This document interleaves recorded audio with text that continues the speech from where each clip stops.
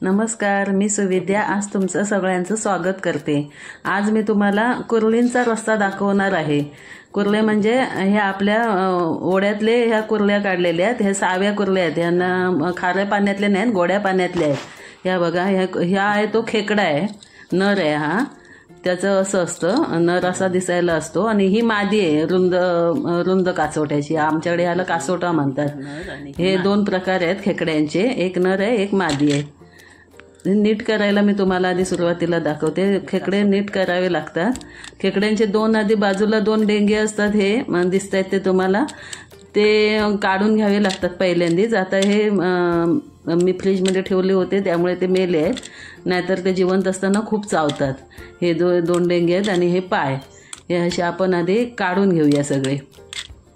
अशा प्रकारे काढून घ्यायचं, स्वच्छ करायचे खेकडे ते कुर्ल्या, आणि असं धरायचं आणि असं ओढायचं की आतमधलं, ह्याला आम्ही पेंदा म्हणतो ह्याला, आणि हे बाजूचं असं काढून घ्यायचं व्यवस्थित।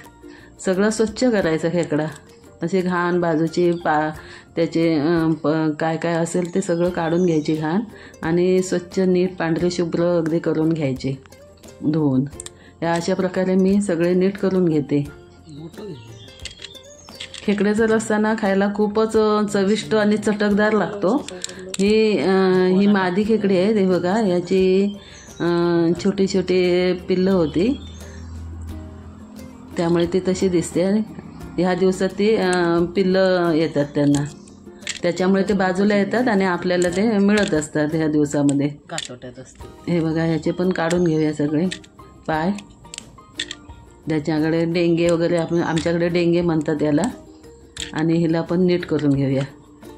ही सुद्धा अशी ओढायची आणि स्वच्छ करून, बघा भरलेले खेकडे आहेत। हे याचं पिवळं दिसते ते मांद, ते आपल्याला नंतर काढून घ्यायचं आहे, ते चवीला उत्तम लागतं। खेकड्याचा रस्सा हा कडक असतो तसा, अगदी बाळतिणीला सुद्धा हा रस्सा एकदम उत्तम प्रकारचा असतो। तसंच या पावसातून सर्दी झाली किंवा ताप येत असला तर मुद्दाम खेकड्याचा रस्सा दिला जातो, त्याच्यामुळे सर्दी वगैरे अगदी उडून जाते। त्याच्यामुळे हा एकदम कडक असा रस्सा मानला जातो। तुम्ही एकदा तरी या पावसातून करून खाच। असे मी सगळे स्वच्छ करून घेतलेले आहेत खेकडे, सगळे स्वच्छ करून घेते आणि मग तुम्हाला पुढची कृती दाखवते। हा खेकड्याचा रस्सा बघेपर्यंत किंवा पुढची कृती बघेपर्यंत तुम्ही माझ्या चॅनलला सबस्क्राईब करा, लाईक करा आणि शेअर करायला विसरू नका। आणि हा खेकड्याचा रस्सा अगदी नक्कीच करून बघा। हे बघा, एकदम ताजे फ्रेश अगदी खेकडे आहेत आणलेले। रात्रीचे पकडावे लागतात खेकडे, जास्त करून रात्रीचेच पकडतात हे, आणि ह्या मृग नक्षत्रातूनच येतात। पण ह्या वर्षी लवकर पाऊस पडल्यामुळे आधीच आपल्याला मे महिन्यातच मिळून गेलेले आहेत। त्या मिळालेल्या संधीचं आपण सोनं करूया। बघा, छान असे नीट करून शुभ्र अगदी स्वच्छ करून घेऊया धुवून।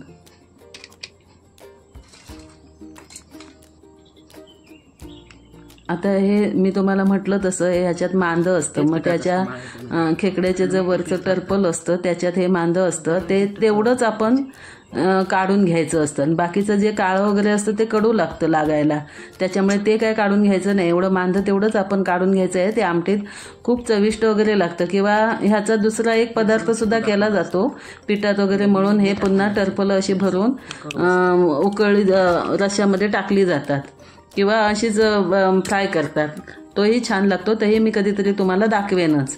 असं सगळं मांद काढून घेऊया आपण, आपल्याला ते रश्श्यामध्ये टाकायचं आहे। त्याच्यात पण थोडंसं पाणी ओतून धुवून घ्यायचं। आता हे सगळं मी काढून घेते। तेवढाच भाग घ्यायचा आहे, पिवळसर दिसतो तेवढंच।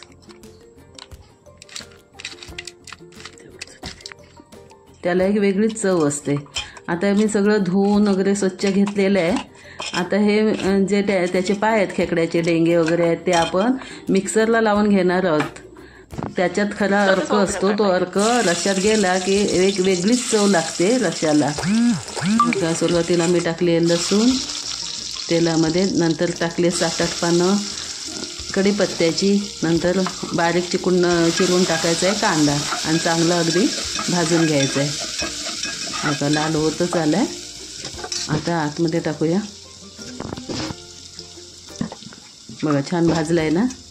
आता आतमध्ये टाकूया टोमॅटो। कांदा लसूण छान भाजल्यानंतर टोमॅटो टाकायचा। टोमॅटोला नंतर मग काय पाणी सुटतं, चरचरतं मोठ्याने। मग नंतर टाकूया हळद 1.5 चमचा। त्याच्यानंतर टाकला आहे आमचा घरगुती मालवणी मसाला। मालवणी मसाला मी 2 चमचे टाकले। हा जरा झणझणीतच करावा लागतो आणि ह्याच्या वाटपामध्ये सुद्धा गरम मसाला वगैरे वापरावा लागतो। हा मी टाकले 1.5 चमचा गरम मसाला पावडर। ही सुद्धा आम्ही घरगुतीच केलेली आहे। त्याच्यानंतर हे आपले जे खेकडे आपण पेंदे घेतलेले आहेत कुर्ल्यांचे ते मी टाकले आहेत। चांगले भाजून घ्यायचे आणि छान शिजवून घ्यायचे। त्याच्यासाठी मी ओतले गरम पाणी। आता ह्याला चांगली उकळी येऊ देत आणि हे जे मांदं मगाशी दाखवलं होतं ते सुद्धा मी धुवून घेतले पाणी काढून। ते सुद्धा मी आतमध्ये घालून घेतले। आता ह्याला छान शिजू द्यायचं। हे खेकडे जसे इतर खेकड्यांसारखे लाल वगैरे रंग काय बदलत नाहीत, कारण हे सावे खेकडे आहेत व्हाळाचे गोड्या पाण्यातले। आता हे मी जे पाय लावले होते खेकड्यांचे डेंगे वगैरे लावले होते मिक्सरला, ते आपण गाळून घ्यायचं आहे, कारण त्याच्यात डेंग्यांचे जे असतात त्या कपच्या काचेसारख्या लागतात। म्हणून आपण ते गाळून पाणी येईल तो अर्क तेवढाच घ्यायचा आहे।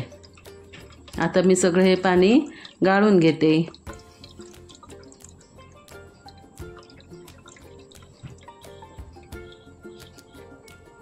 हे बघा असं काची त्याच्या राहतात। हे बघा गाळ असा, तो गाळ आपल्याला अजिबात घ्यायचा नाही, तो टाकून द्यायचा आहे। सगळं पाणी मी असं छानपैकी गाळून घेतलं आहे आणि ओतताना सुद्धा काळजीपूर्वक वरचंच पाणी मी ओतणार आहे। आता हे खेकडे जवळजवळ शिजलेच आहेत। त्याच्यात 2 चवीपुरती कोकम टाकते।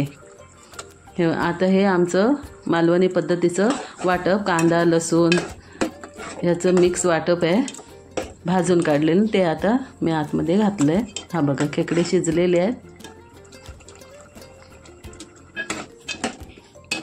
छान असा रस्सा आणि वास तर काय येतोय, एकदम सुंदर असा सुगंध येतोय। आता हे आपण जे पाणी काढलं होतं ते आपण घालून घ्यायचं आहे आणि ह्या पाण्याला उकळी काढायची नाही आहे, फक्त ढवळत राहायचं आहे। उकळी काढली की त्याचा चायावया होतात आणि रस्सा पातळ होतो, म्हणून त्याला उकळी काढायची नाही आहे।